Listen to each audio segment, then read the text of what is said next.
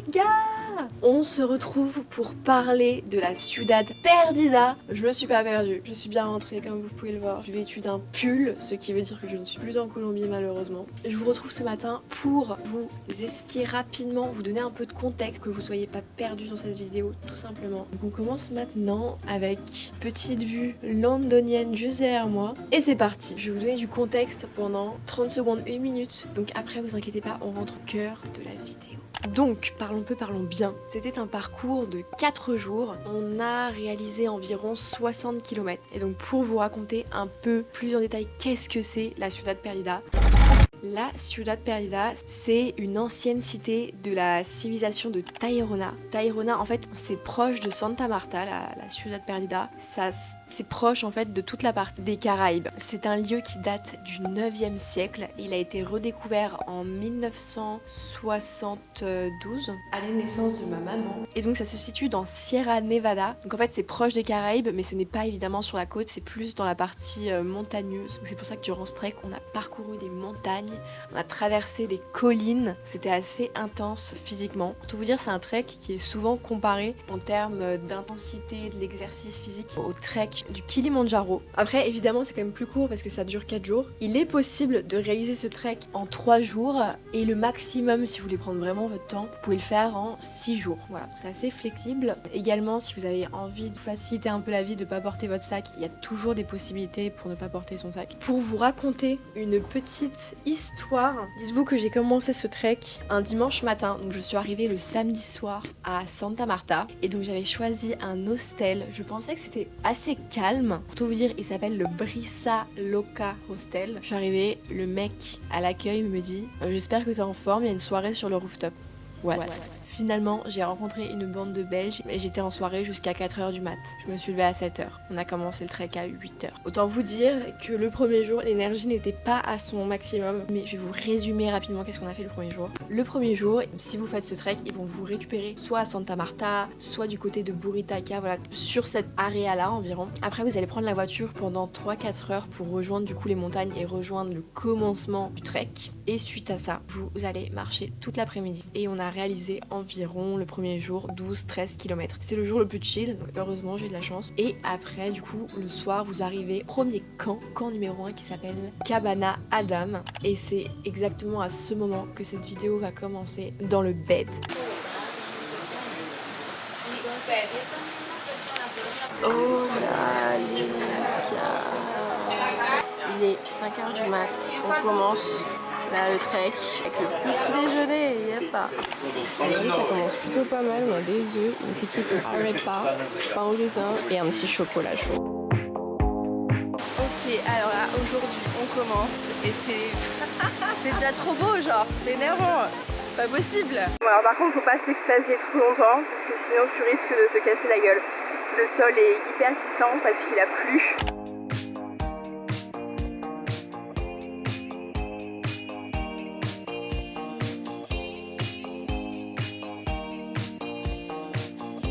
WhatsApp, pourquoi on se lève à 4h du mat? C'est quoi l'intérêt derrière? Le but, c'était d'aller visiter cette chose. Tout est parti avec cette idée finalement. Et donc de là, j'ai juste réservé sur un peu un coup de tête, j'ai envie de dire, pour un de mes derniers moments en Colombie. Et nous y voilà quoi, 4h du mat, en pleine nature, dans le coin du Sierra Nevada. Il y a potentiellement des jaguars dans le coin, si vous voulez tout savoir. Hier, j'ai pas trop filmé, mais pour vous résumer un peu ce qu'on a fait, il nous a récupéré le matin à 9h du mat. On a principalement roulé. Après, on a marché un peu l'après-midi. On est arrivé camp 1. Regardez-moi ça.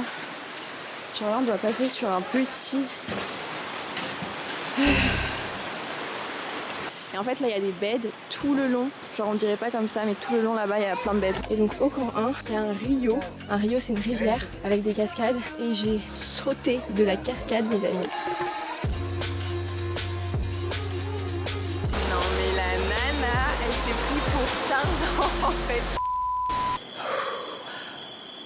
J'ai un peu l'impression d'être dans une forêt enchantée. Voilà, je dis, c'est magnifique. Enfin, je sais pas, je trouve ça trop beau. Les rageux diront, c'est juste de la brume. Moi, je suis pas une rageuse. Pour moi, c'est une forêt enchantée.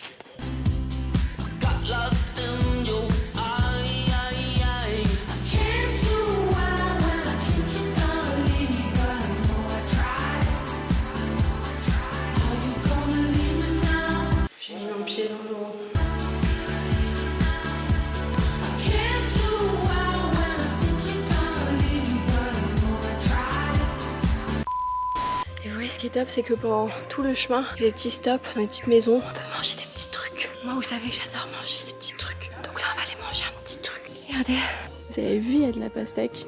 Il y a plein d'abeilles, mais ça va, ça pique pas les abeilles. Bon, pour tout vous dire, je me sens plutôt bien. Il y a des petits moments où ça essouffle peu. En plus, il fait chaud, mais franchement, ça va. Genre, par exemple, comparé au volcan, on était beaucoup plus en altitude. C'était beaucoup plus fatigant. Genre là, ça va, c'est vraiment... ça se fait de ouf. Et je vous avoue que là, aujourd'hui, du coup, j'ai mon sac à dos. Pour l'instant, je dis bien pour l'instant, j'ai pas mal au dos. Ce matin, au camp 1, j'ai laissé des trucs. Parce que vu qu'on y retourne le dernier jour, je les récupérerai plus tard. Voilà, là, j'ai vraiment essayé de l'alléger au maximum. J'espère que ça va aller. Des moments comme ça, faut faire des passages parce que c'est plein de gadous en fait, vu qu'en plus en ce moment, on est dans la saison des pluies. Hier soir il a plu et du coup, là aujourd'hui il y a plein de gadous. Wow. Solamente sentado en una banca como esta, también tradicional de nosotros, hecho nosotros mismos, sentado por ahí, concentrado, sin mover. Solamente es que el líder, como el chamán, nos va dando muchos consejos. Ok, donc du coup, on a fait petit stop dans une cabana, rencontrer une famille d'indigènes. Qu'est-ce que c'est les indigènes? Un indigène, c'est quelqu'un qui appartient à une population implantée dans un pays avant sa colonisation. Pour tout vous dire, en Colombie, du coup, il représente environ 1,5 million d'habitants. Et il y a environ, c'est toujours très environ de toute façon, 87 colonies en Colombie. Nous, dans l'endroit où on était, dans Sierra Nevada, il y en avait 4 différentes. Donc il y avait les Kogis, Arhuacos, les Canquamos et les Wiwas. Nous, on a rencontré un Wiwas. Et le Wiwas, il nous a raconté que, pour tout vous dire, les Wiwas, c'est la seule tribu qui est très investie dans le tourisme. Généralement, les indigènes, ils vivent de l'agriculture, café et de l'élevage. Vous avez vu, j'ai des chaussettes jaunes, pas mal. Pour toutes ces tribus, leur objectif, c'est de protéger Mère Nature. Donc pour tout vous dire, ils vont chanter des chansons à la nature, ils vont vraiment la chérir, mais la chérir au max. Et donc lorsque l'homme indigène devient adulte, il va recevoir une citrouille. Ouais, une citrouille. Et cette citrouille, ça va être son passeport. Ouais, je sais, ça semble absurde là comme ça. Cette citrouille, on appelle ça une poporo. Et donc en fait, c'est un fruit sec de la famille des citrouilles. J'ai abusé, c'est pas une citrouille, ça fait partie de la famille des citrouilles. Et donc à l'intérieur, c'est tapissé de poudre de coquillage. C'est mélangé à de la feuille de coca qu'ils mangent en fait. Ils mangent de la feuille de coca et ils la mettent dedans.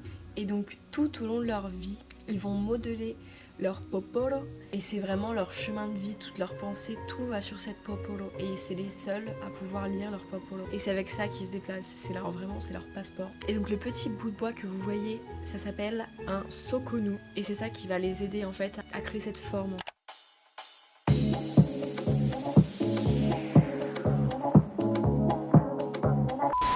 J'ai l'impression qu'on se rend pas compte à quel point c'est ouf.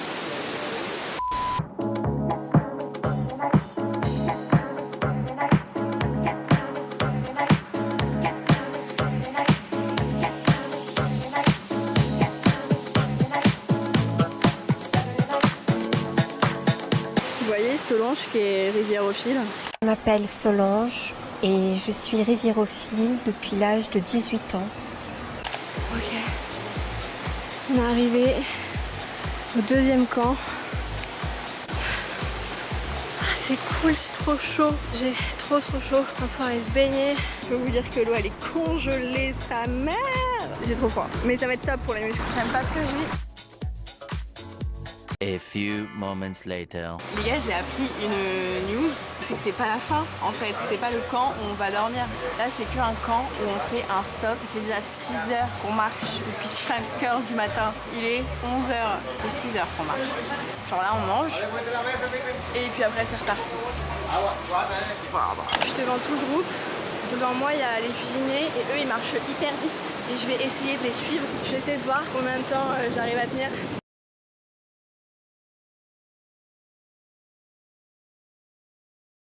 Je me suis mis de la house, je me régale, c'est trop bien. Je suis dans une forêt enchantée, j'écoute de la house, trop bien.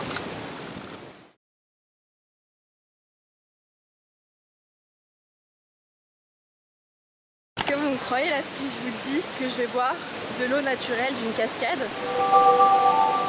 J'ai quand même un doute là si je peux la boire en fait. En le disant comme ça à haute voix, je me dis...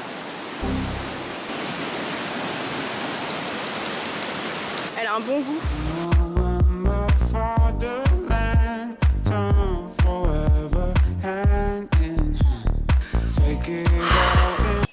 d'avance. 3 secondes. Genre juste 3 secondes. 9 heures de marche dans la journée. Voilà. Tout ce que j'ai à vous dire. 9 heures de marche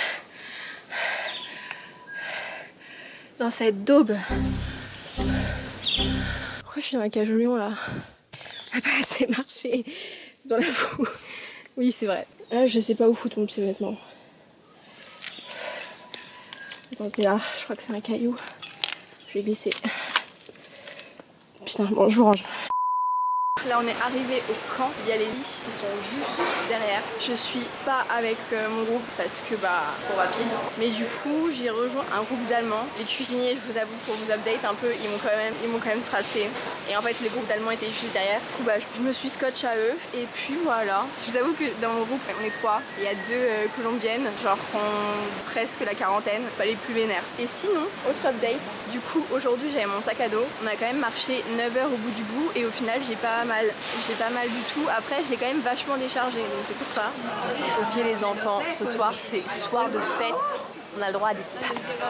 Des pâtes au parmesan. Régal à vous. Pour faire un petit résumé de cette journée 2, aujourd'hui, qu'est-ce qu'on a réalisé? On a réalisé environ 18 km. On a mangé du coup à la Cabana Mumak et on a rencontré aussi un homme indigène qui nous a raconté l'histoire, leur manière de vivre, leur manière de se déplacer, un peu de culture finalement. Et finalement, on a dodo au camp Paraíso Tayrona qui est le point le proche de la Ciudad Perdida.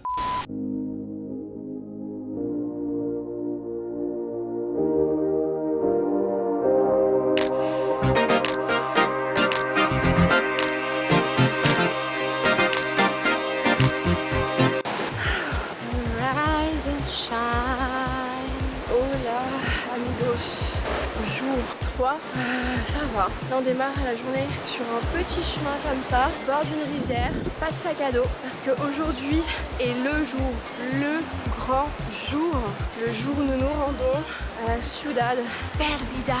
On va juste faire un aller-retour pour vous dire, il se peut que ça soit la partie la plus compliquée car il y a genre un nombre de marches à faire incalculable. Donc on va voir ça ensemble. Là on a environ 2 heures de marche, 2 heures pour redescendre. On va arriver au camp où on a dormi hier soir et après on va marcher 3 heures l'après-midi pour rejoindre le camp numéro 3 qui était à mi-chemin en fait entre le camp où on a dormi hier soir, le numéro 2 et le 1 où on a dormi le premier soir. Alors là les gars on va passer sur un pont. Vraiment je suis désolée tu vois, mais ils nous disent qu'il faut être maximum 2 sur le pont. Regardez-moi ça. C'est nymphe. C'est beau par contre, c'est très très beau. Il n'y a pas à dire. En fait c'est maintenant ça commence les escaliers, genre 1000 escaliers. Est-ce que vous voyez la gueule des escaliers? Genre c'est des cailloux de 30 cm entassés. Tu vois la nana, c'est pas drôle de rigoler. Mais elle monte à 4 pattes quand même. Ok, on a fait la moitié. En vrai c'est comme les escaliers à la salle, ça va. Regardez, tout ça. Et après, c'est pas fini. Est-ce que vous voulez rire un peu? En fait, je sais pas si je vous l'ai déjà dit, mais j'ai une tendance à être un peu hypocondriaque. Un peu. Il y a quelques temps, je tombais sur une vidéo d'un mec qui avait grimpé l'Everest et qui avait eu des tas de galères. Mais genre des tas de galères. Genre, entre autres, le mec est devenu aveugle. Les gens qui ont continué, ce qui était la dernière étape de l'Everest, les gens qui ont continué de grimper sont morts. Et en fait, lui, il les a attendus au point juste en dessous parce que lui qui était aveugle, pouvait plus monter. Les gens lui ont dit, ouais, nous on continue de monter, attends-nous. Les gens sont morts. Et du coup, le mec a attendu pendant des heures, pas possible. Bref, il y a eu plein de galères. Et une de ses premières galères, c'était qu'il avait un peu mal à l'oreille interne. Voilà. Donc pourquoi je vous raconte cette histoire? C'est que, je sais pas, j'ai un peu mal à l'oreille depuis tout à l'heure. Et je me dis, est-ce que je suis pas en train de devenir aveugle? Voilà. Devinez quoi? C'est l'arrivée.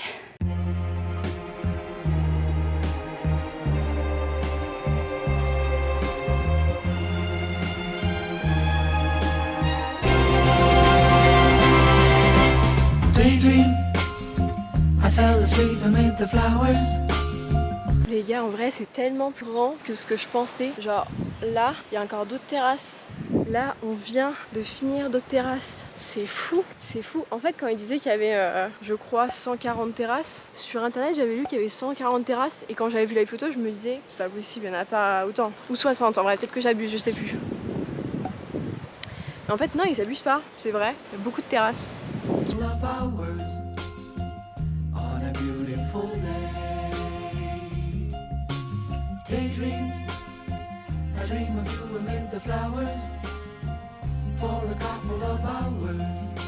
Regarde vient de se faire tatouer.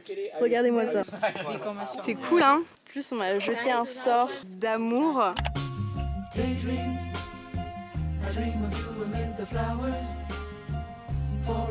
Bon, c'est la fin de la visite. Maintenant il est temps de rentrer et de recommencer tous les escaliers. Et puis voilà quoi, pour le plus grand plaisir de tout le monde. En vrai moi ça va, je préfère la descente que la montée. C'est parti. Par contre faut faire hyper attention parce que les marches c'est vraiment des toutes petites marches. Du coup faire gaffe de pas se tordre la cheville ou quoi que ce soit. À ce niveau-là on peut pas appeler ça des marches en fait. C'est des cailloux entassés. Foutu la part. Chance. Well done.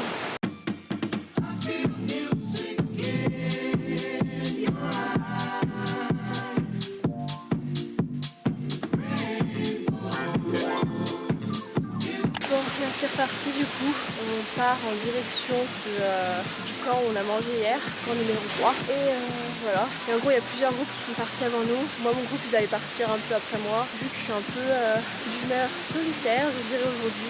Tout vous dire cette nuit, les menstruations débarquées, voilà. Et du coup autant dire que je suis pas hyper sociable.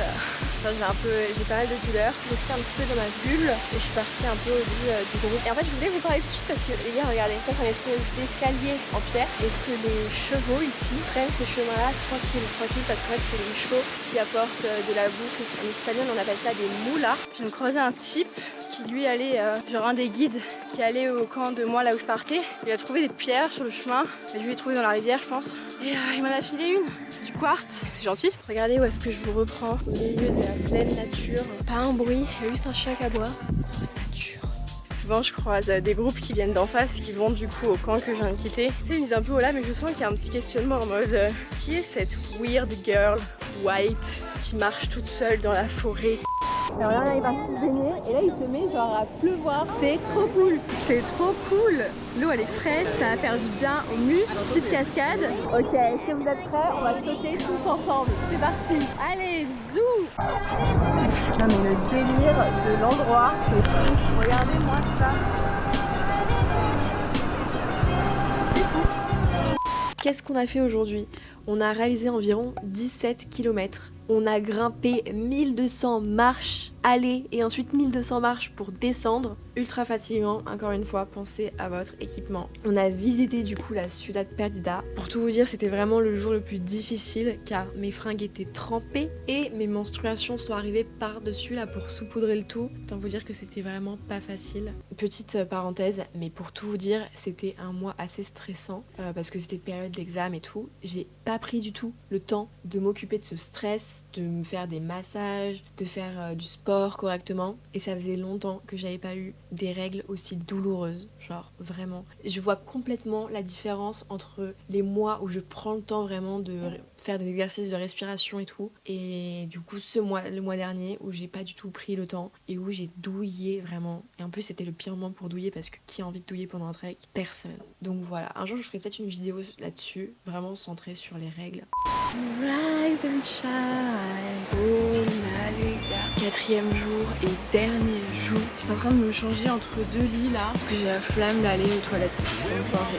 Du coup j'ai remis mon legging. Comment vous dire que ça fait 4 jours que je porte ce legging, que ce legging en fait il est dégueulasse, il pue, il est mouillé en plus. Donc voilà. Et là la bonne nouvelle c'est que on va aller au camp 1 et en fait au camp 1 j'avais laissé des fringues, des birks et tout. Et du coup bah quand on va arriver genre dans 3 heures je vais pouvoir changer de short. Bon en vrai ce sera trop tard, il aura séché. Et là je dois mettre le haut, mais le haut c'est pire en fait parce que en plus il est épais, parce que c'est un t-shirt où genre dedans il y a une brassière intégrée, dans la brassière il y a des coques. Donc autant vous dire qu'il est vraiment trempé, genre mais trempé. Coucou, coucou, coucou chouchou.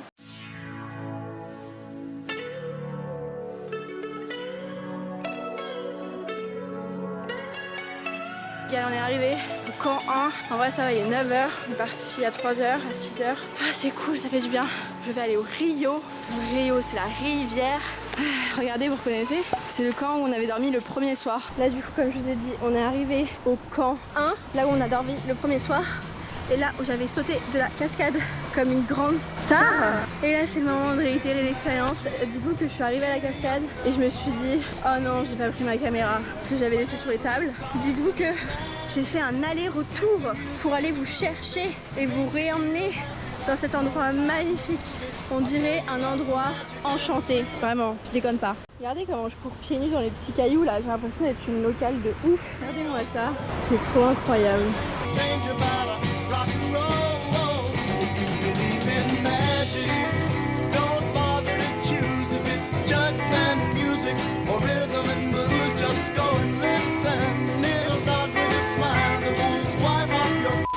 Ok, maintenant parlons du jour 4, petit résumé. Le jour 4 était le jour le plus difficile, on a réalisé 20 km. Du coup on s'est réveillé au camp Moumak, on a marché, on a fait juste une pause le matin vers 10h au premier camp où on avait dormi, le camp Adam. Et ensuite on a remarché encore pendant, je sais pas, 3 heures, 4 heures pour rejoindre du coup le premier point El Mamey, là où on a commencé le trek. On a mangé un morceau là-bas, je pense que ça m'a rendu malade. On a pris la voiture pour redescendre sur la terre ferme.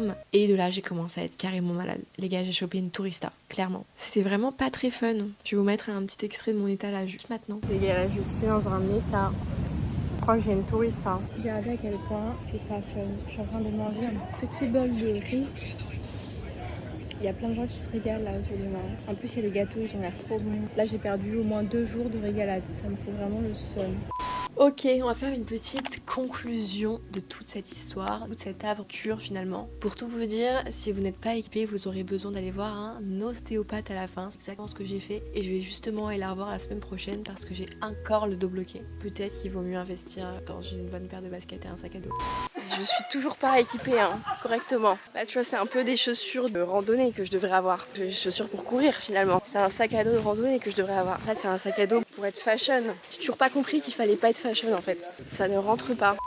En conclusion, il faut avoir une bonne condition physique. Pour tout vous dire, nous on était peut-être 50. Dans mon groupe, personnellement, on était 3. Je suis passée d'ailleurs par Denomat, je mettrai en barre d'infos. Et donc sur ces 50 personnes, il y a juste une dame qui n'a pas réussi à aller au bout. En parlant un peu plus avec mon guide, il m'a dit que c'est quelque chose qui arrivait de temps en temps. Il y a souvent 1 ou 2 personnes qui n'arrivent pas à aller au bout. Aussi, info importante, vous pourrez charger votre téléphone et il y a de la wifi sur tous les camps. Sur certains camps, il faut payer genre 1 euro. Donc voilà, ça vaut le coup. Comparé aux autres treks, j'avais jamais de réseau, j'avais jamais de chargeur.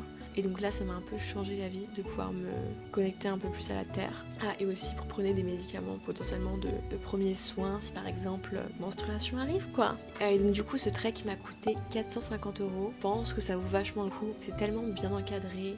Vous n'avez pas de nourriture à porter, pas besoin de vous acheter des bars avant quoi. De l'eau pareil, vous allez en acheter sur le chemin. Enfin voilà, en termes je trouve d'organisation, l'organisation est vraiment optimale. Et comparé à tous les treks que j'ai fait avant, c'est vraiment celui de loin le mieux organisé. Et donc voilà, en même temps ça fait 20 ans que ça existe, donc forcément il y a une marge de progression. En tout cas les gars, j'espère que cette vidéo vous aura plu. Moi j'ai kiffé, c'est une de mes expériences préférées. Comme vous pouvez le constater, la Colombie c'est fini.